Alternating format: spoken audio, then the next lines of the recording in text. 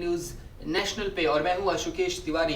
आज की सबसे बड़ी खबर ये है कि सीडीएस विपिन रावत की जो Mi-17V5 हेलीकॉप्टर था वो दुर्घटनाग्रस्त हो गया, उसको वो क्रैश कर गया। उसमें बताया जा रहा है कि उसमें जो 14 लोग सवार थे उसमें से 13 लोगों की मौत हो चुकी है और जो एक शख्स है यानी जो विपिन रावत है। उसके बाद हम आपको बता दें कि जो Mi-17 जो हेलीकॉप्टर है जो क्रैश हुआ है जिसमें विपिन रावत सवार थे, वो जो हेलीकॉप्टर है उसके बारे में हम आज बात करने वाले हैं और हम आपको बताएंगे कि ऐसी ये पहली बार घटना हुई है कि Mi-17 जो हेलीकॉप्टर है वो पहली बार क्रैश हो या फिर इससे पहले भी Mi-17 हेलीकॉप्टर क्रैश होते रहे हैं। लेकिन आपको बता दें कि पिछले बीते 5 सालों में ऐसा 5 या 6 बार ऐसा हुआ है कि जो Mi-17 हेलीकॉप्टर है वो क्रैश हुआ है। आपको उन सभी दुर्घटनाओं के बारे में एक के बाद एक करके बताएंगे। जो सबसे पहली घटना घटी थी वो बताया जाता है कि बीते 18 नवंबर को अरुणाचल प्रदेश में ये घटना घटी थी। इस घटना उड़ान भरने के बाद जो हेलीकॉप्टर में 5 लोग सवार थे और मेंटेनेंस का काम चल रहा था कुछ, और उसी वक्त ये घटना घटी थी। लेकिन सबसे अच्छी बात ये थी कि जो 5 लोग सवार थे इस हेलीकॉप्टर में वो 5 लोग सुरक्षित बच गए थे। और इसके बाद से कई सारे सवाल भी उठे थे कि अगर इस तरीके के काम में अगर ऐसी घटनाएं घट रही हैं तो क्या जो 17 हेलीकॉप्टर है वो सुरक्षित है। इसके बाद जो अगली घटना पे हम बढ़ते हैं। जो अगली घटना हमारे सामने आई थी वो आई थी केदारनाथ धाम पे 23 सितंबर 2019 को। आपको बता दें कि केदारनाथ धाम पे जब ये टेक ऑफ करने वाला था, कुछ यात्रियों को लेके जब ये उड़ान भरने वाला था, उस वक्त हेलीकॉप्टर जो थी वो दुर्घटनाग्रस्त हुई थी। लेकिन इस दुर्घटना में भी कोई ज्यादा लोग घायल नहीं हुए थे। जो लोग इसमें सवार थे वो सुरक्षित निकल गए थे बाहर, उनको निकाल लिया गया था।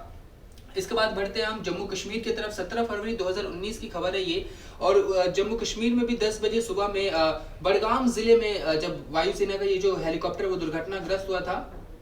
इस दुर्घटनाग्रस्त जब ये दुर्घटना हुआ था Mi-17 जो हेलीकॉप्टर जब ये क्रैश हुआ था, उसमें बताया जाता है कि करीब एक आम नागरिक थे और 6 जो थे आर्मी के अधिकारी थे जो कि शहीद हो गए थे। आपको बता दें कि जी हाँ, ये सबसे बड़ी दुर्घटना थी और जिसके बाद से इस पे काफी ज्यादा सवाल उठे थे कि ये दुर्घटना कैसे हुई है और क्यों हुई है। और इसको लेकर जो आर्मी के कई ऑफिशियल्स है और एयरफोर्स के कई ऑफिशियल्स है उनके ऊपर चार्जेस भी लगाए गए थे और उन्हें जो है उनके ऊपर कार्रवाई भी की गई थी। बताया जाता है कि काफी लापरवाही की गई थी इस हेलीकॉप्टर को टेक ऑफ कराते टाइम पे। और ये भी बताया जा रहा है कि जो हेलीकॉप्टर में मौजूदा गियर्स होते हैं जिसकी वजह से जैसे जो वेपन्स होते हैं, अपने वेपन्स के कारण ही जम्मू कश्मीर में ये घटना हुआ था जिसमें एक नागरिक समेत 6 ऑफिशियल्स की जान गई थी।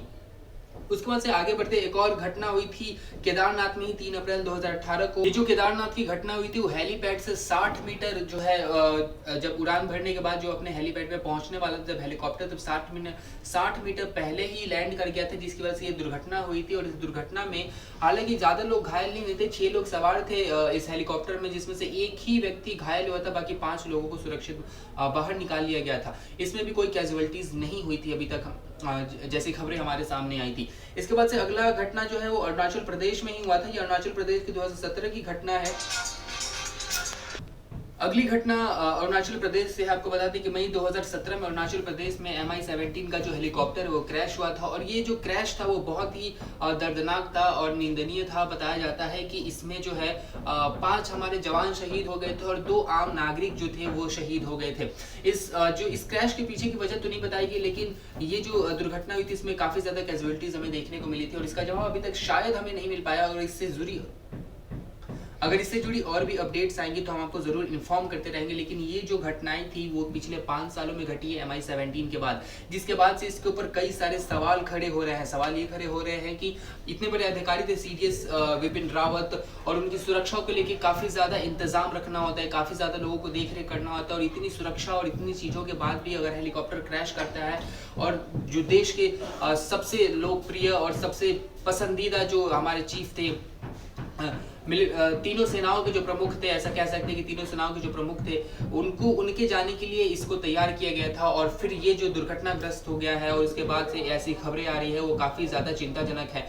और पिछले 5 सालों का रिकॉर्ड उठा के देखे तो इतनी घटनाएं हुई है जिसमें 2 घटनाओं में काफी ज्यादा कैजुअलिटीज भी देखने को मिली है। वो तो ठीक रहा कि बाकी घटनाओं में हमें कैजुअलिटीज देखने को नहीं मिली, लेकिन ये बात बहुत इंपॉर्टेंट है कि इसके ऊपर ये भी जानना बहुत जरूरी होगा कि आखिर ये दुर्घटनाग्रस्त कैसे हुई, हेलीकॉप्टर जो था वो कैसे दुर्घटनाग्रस्त हुआ। आगे तमाम जानकारियां आती रहेंगी, हम आपको ऐसे ही बताते रहेंगे। तभी के लिए अभी फिलहाल इस खबर में इतना ही, और इससे जुड़ी हर एक अपडेट के लिए बने रहे हमारे साथ। तो देखते हैं इंडिया न्यूज का digital platform India news national.